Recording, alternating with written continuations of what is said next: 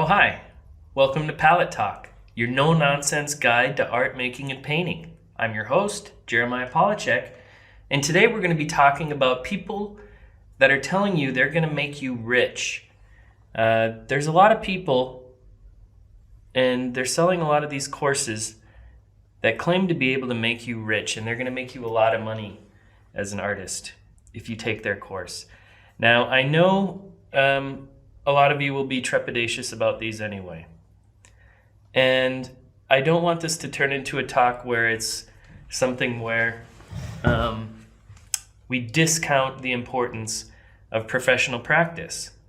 Because professional practice is a real thing, and I think students should be taught about money and taught about the importance of it and, given some tips on social media and all this sort of stuff. There's nothing wrong with all that.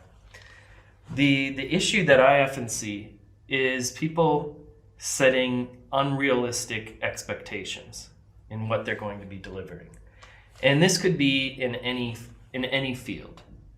Imagine a personal trainer who claims that they can make me look like Arnold Schwarzenegger. Right? That's unlikely. It's highly unlikely. Or a basketball coach, a local basketball coach who says, to parents, I'll get your kid into the NBA. It's an unrealistic expectation, and it's really probably unhealthy to start artists with those types of expectations. If they're just getting into painting and drawing, they're trying to get their artwork out there and this sort of stuff, setting them up with these unrealistic expectations kind of isn't fair, I don't think. So that's kind of the first place I'd start. If you're looking at these courses online and trying to suss out what are the good ones and what are the bad ones, the first thing I would consider is, what are the expectations they're trying to sell you? Do they seem realistic? Do you really think that you're going to be able to get this much wealth from making your artwork and selling it? Does that seem like a realistic thing, or does it seem a little bit pie in the sky, right? Another problem that happens with this type of realistic expectations that are created is that it also puts a lot of stress and pressure on the artist who should be developing their work. It puts all this stress on them to make them think about, achieving this extremely difficult goal. And that can also lead to people kind of just quitting, as we know as well in any other endeavor. If you want to become if you just want to get healthier, let's say your goal is to get healthier, and, so you start eating broccoli a couple times a week, and walking more and, exercising more and doing these sorts of things. That's one thing. And that's a small, achievable goal that you could probably do rather than become Arnold Schwarzenegger. And if your goal is to become Arnold Schwarzenegger, that goal is not realistic, and you're probably more likely to fail your broader goal if you don't set a more reasonable small goal first. So starting off with these giant lofty goals is probably just not a good way to even go about it by going so big so fast. Start with something much smaller, The other thing is that, who's really in control? Let's say you're an artist and you're just kind of getting into painting, and you've got all these paintings lying around the house now, and you want to do something with them. You want to get them out into the world. There's nothing wrong with that. There's this big disconnect that happens in art, in like contemporary art world, and then like the commercial kind of art world as well. And I think it's important to think about what is the creative control in your work. Basically, who has the creative control in your work? Are you going to give over your creative control to an audience? Are you going to try to please a certain audience? Because that's probably going to backfire. in some ways, because you're going to compromise your integrity as an artist and what you really believe. And it's also just kind of sad because your personal expression and what you actually want to make starts to get measured in monetary value. And as we all know, while a lot of artists did do very well, there's plenty of artists who've done very, very well in their life and made a lot of money while they lived. But there's also a lot of artists who didn't do very well. We shouldn't dwell on them and wonder, oh, I wonder if, if Van Gogh had taken this course, man, his life might have really been, he might have really been able to turn things around, and he wouldn't have to cut off his ear and all this sort of stuff. So it's like, expression becoming money is kind of the antithesis in many respects. Now, this isn't to say that artists don't deserve some financial freedom. Of course they do. They should be compensated for their work and this sort of stuff. I'm talking about telling students that they're going to make this much money. It's a highly, highly unrealistic goal. And another thing, a huge thing that it's going to run into, which often isn't talked about, is who's going to value this work at that much. We're in a market right now that's absolutely saturated. It's easier to buy an original painting probably ever before in history. And we have all these different types of people getting famous in all different ways. There's Instagram artists, with 120,000 followers or whatever, and they just make their living off their Instagram account, basically. They don't even show in galleries. They don't care about them. That's fine. It's a totally different world, right? But I think like how ethereal the internet is in general, it also can lead to this fantasy that your audience is just out there, that you just got to find them, right? You just have to find the right audience. And then you start thinking about how much time are you using trying to find this imaginary audience versus actually working on your work and developing your ideas and these sorts of things. So ironically, in many instances, artists that do really well are artists who didn't necessarily focus solely on selling their work. And when I'm talking about Instagram too, we can think about, the audience. How do we maintain that audience? Well, it's the Instagram algorithm or this YouTube algorithm. The reason why you're seeing this video is based on the same thing, like retention rate and all this sort of stuff. That means you're good at making a video. Doesn't necessarily mean your message is better or what you're saying is more factual. It means you're better at making a video that resonates with the algorithm.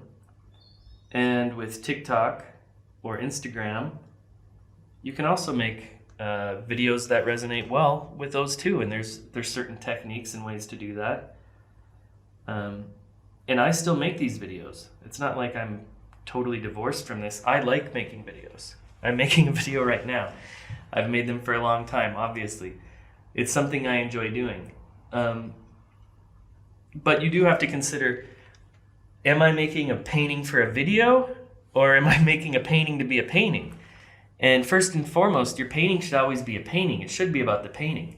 And it's fun to capture the process on video or whatever, but don't let that overshadow what the thing is. It's still a painting, and that's how it's going to exist, in the real world.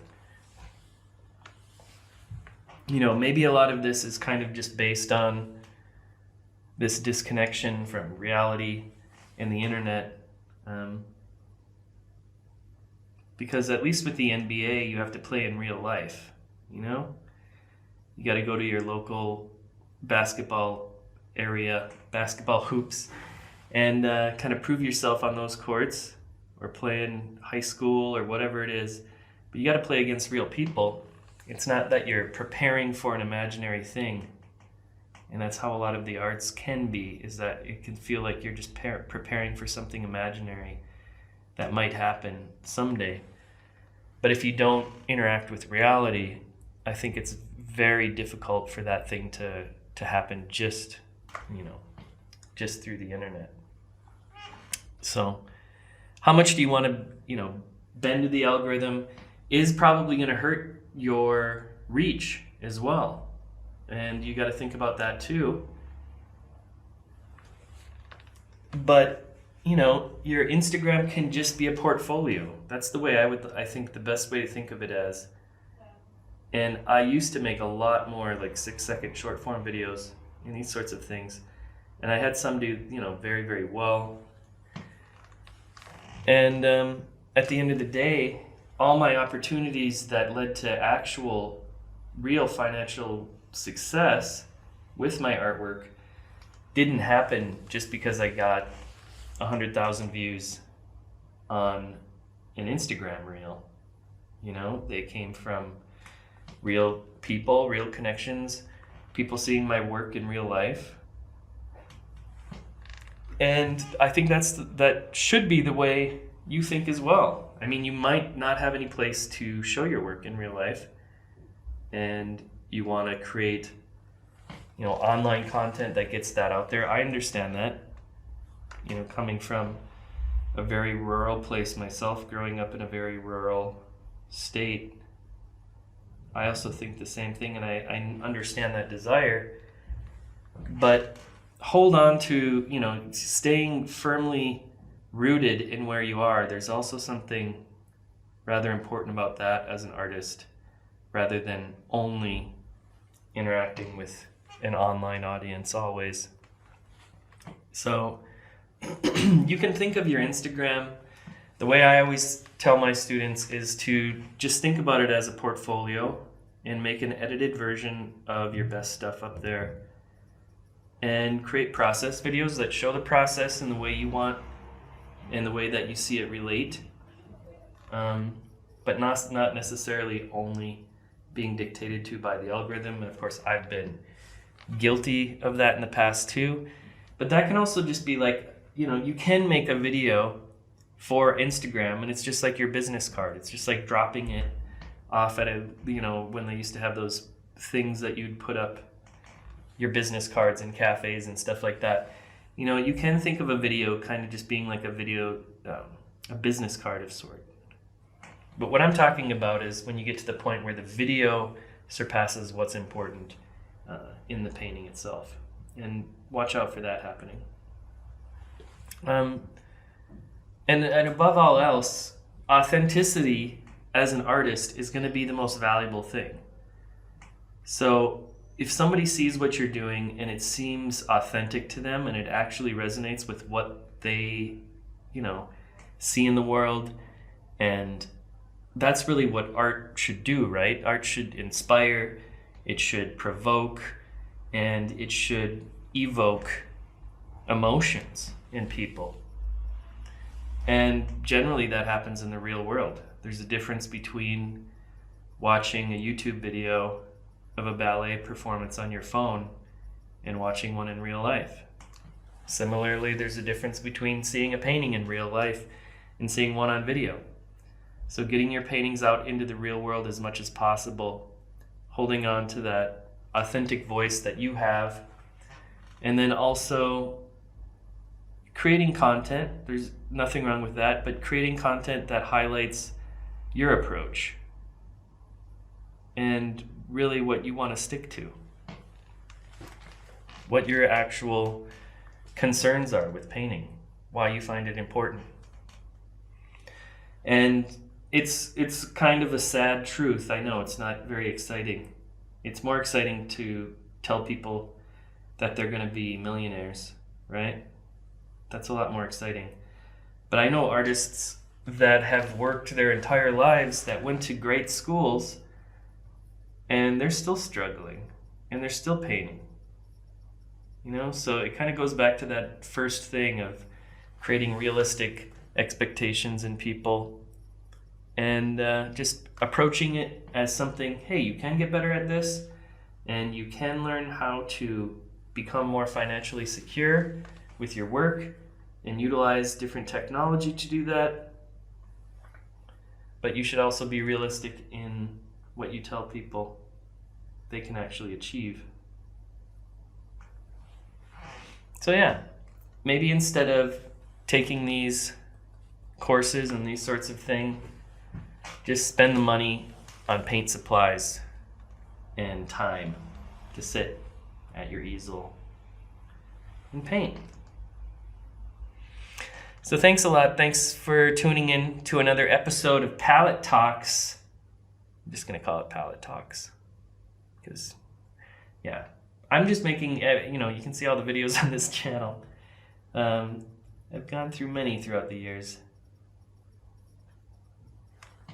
But I kind of like these informal talks while I'm painting because my mind kind of flows around. So thanks a lot for listening, and I'd appreciate it if you did the whole like and subscribe thing. Let's kick that algorithm. And if you're interested in more stuff about these topics, go to oko.academy, where I teach painting. Thanks a lot.